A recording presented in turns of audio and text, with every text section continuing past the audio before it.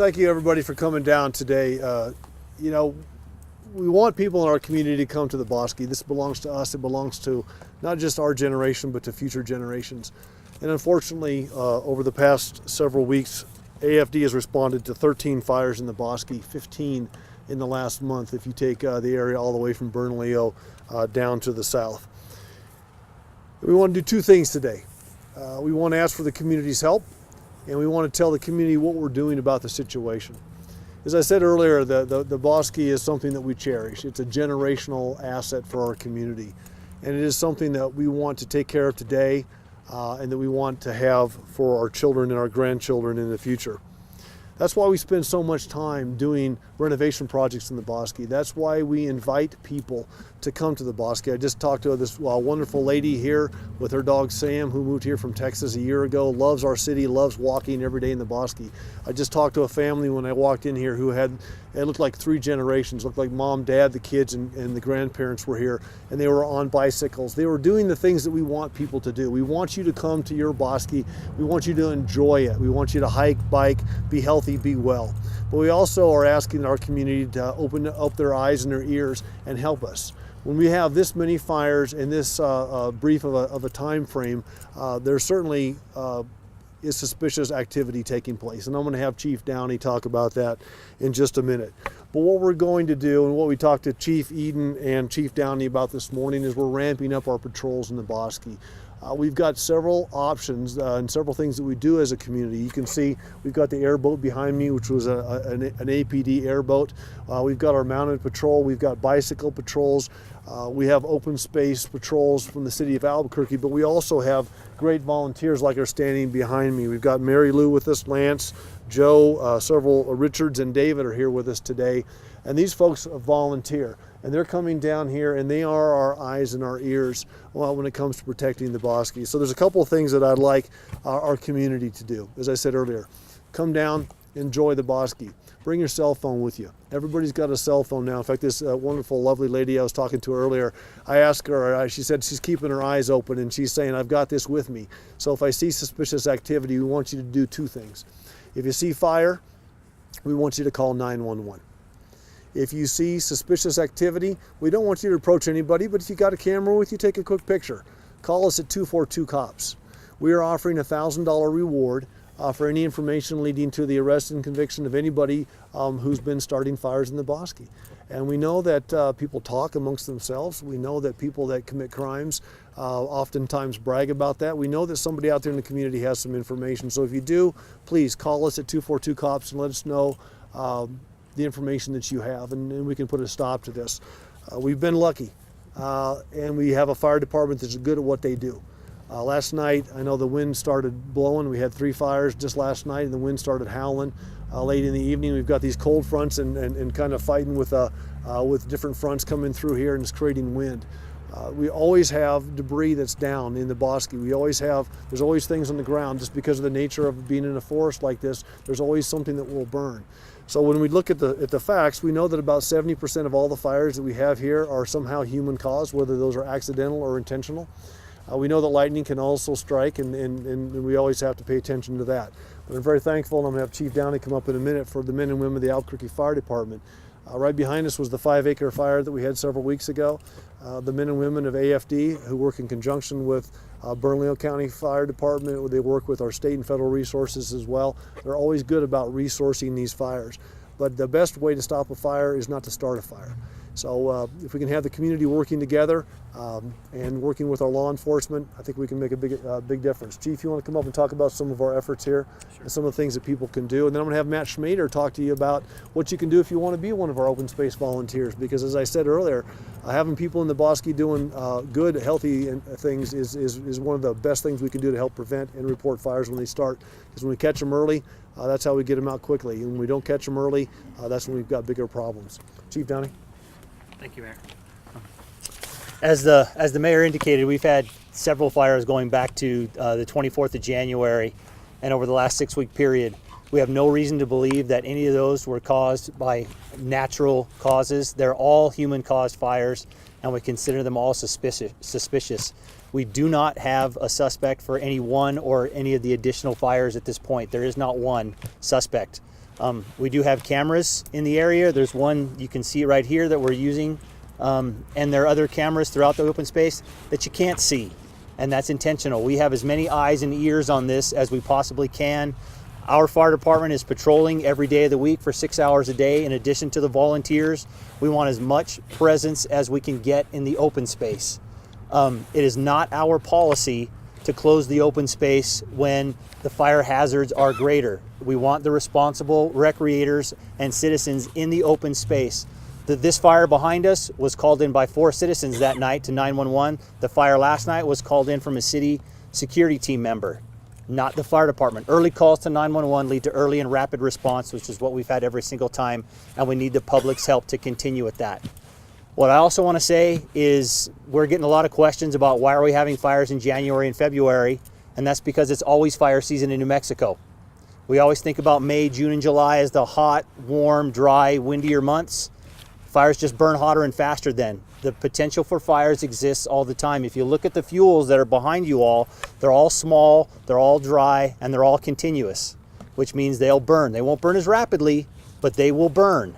And so it's always fire season in New Mexico. And again, what we had last winter and in the spring and in the fall above level with moisture, we are right on the 5-year average for fuel behavior and fire behavior. So this is an ordinary year, and we'll see how dry it's going to get. It's going to start getting windy because March is coming.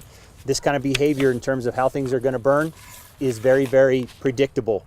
And as somebody said earlier, all these fires have been preventable.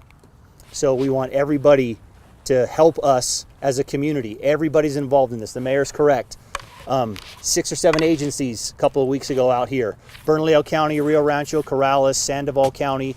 We have a great relationship with state forestry. And if we get east of Tramway into the forest, we have a good relationship with the United States Forest Service as well. So we're prepared. We just want everybody's help in keeping us notified early and getting an early head start on things. And we can't stress enough. The mantra for public safety these days is if you see something, to say something. We're going to have boards like the one that's behind you up right now here and up closer to Central, reminding people, call 242 cops and let us know. Our arson division, along with APD's officers and the Bureau of Alcohol, Tobacco, and Firearms, are all participating in these investigations. So we're taking this very, very seriously. Thank you, Mayor. I'm going to have Matt Schmader come up. Dr. Schmader is our head of our open space division, and I want him to talk to you a little bit about what you can do as a citizen, what kind of activities are appropriate in the Bosque, and also if you want to join the rest of our volunteers, how you can do that. Dr. Schmader? Thank you, Mayor. First of all, our appreciation again to the bravery and the efforts of the public safety officials. Without their involvement, our community lands are not as safe. But this is a community asset, and above all, it belongs to the people. We want it to be a safe place for people to be able to come and recreate. And Open Space Division is really proud to have one of the longest standing, most active volunteer programs in the city. It's now over 20 years old, the Trail Watch volunteer program that we started back in 1994. We've had thousands of people contribute many thousands of hours. Right now we have over 150 active volunteers who patrol all of the open space areas. We've asked them to be more diligent, more active in this area here, and we have about 20 of them that have just been working in this stretch due to the nature of the recent events. We've got people here today who are representing the Trail Watch volunteer program. Feel free to talk to them about what kind of great reward it is to get involved and to give back to our community. We're going to ask that if more people want to get involved in volunteerism with open space, they can contact our open space volunteer coordinator who is here today, Jolynn Maestas, at 452-5207, or call 311. If we get a big enough response, she'll be happy to conduct a special training. We also do fire patrol trainings later on in the year, but as Chief Downey indicated, it's fire season now almost all the time.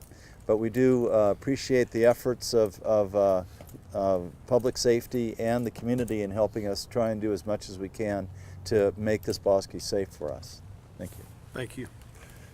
So we'll take some questions, but I think let me just wrap up by saying this. You know, we love our Bosque, and we've got some inappropriate and illegal activity happening in the Bosque, and it's putting us all at risk. And it's putting this great natural environmental treasure that we have at risk, and we're not going to stand for it.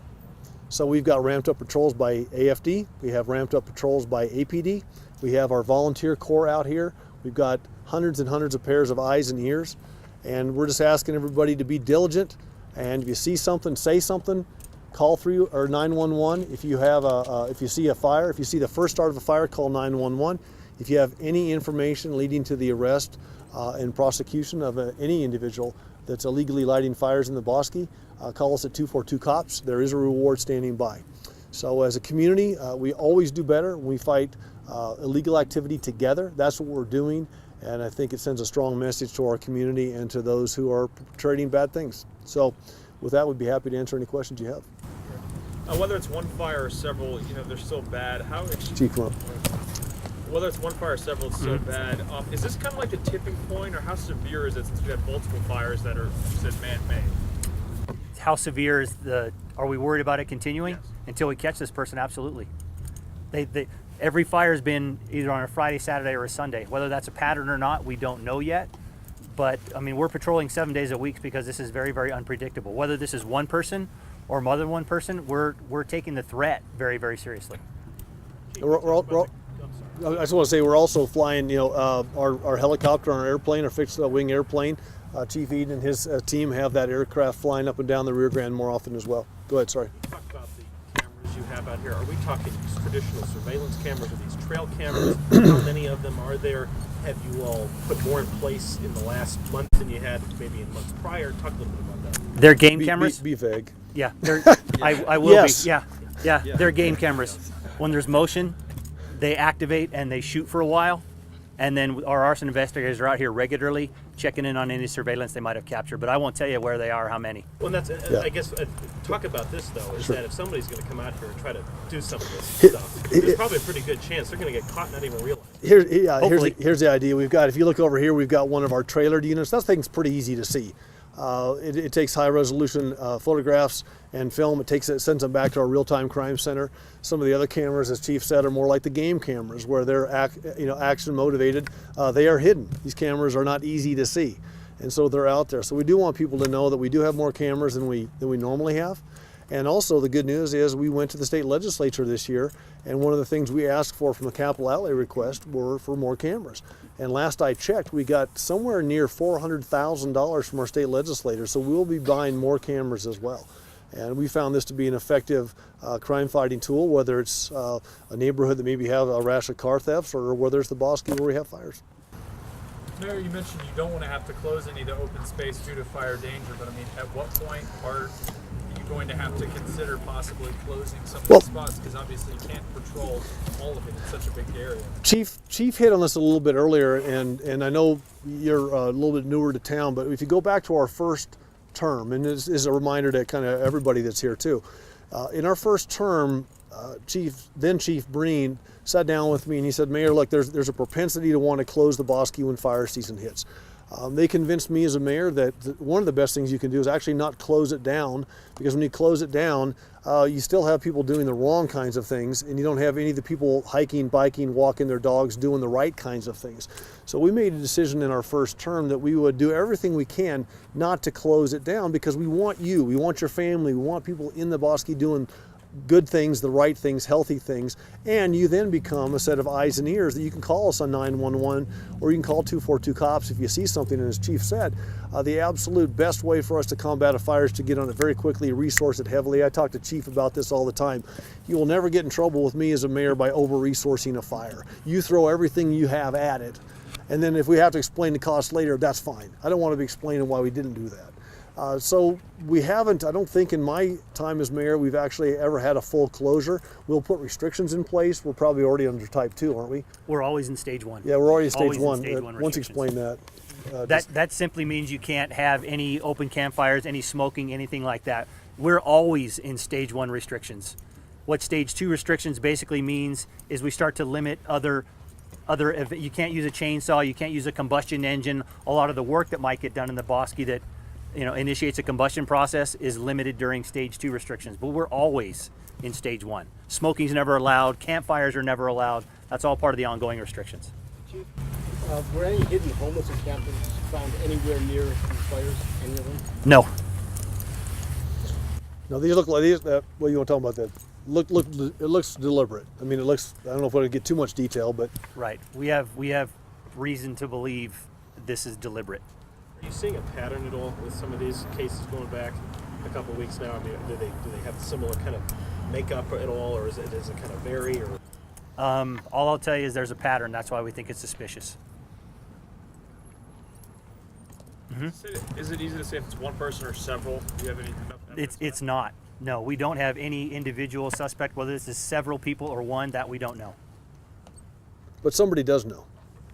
And give us a call at 242 Cops. We do have that reward in place. We'd be happy to talk to you about it.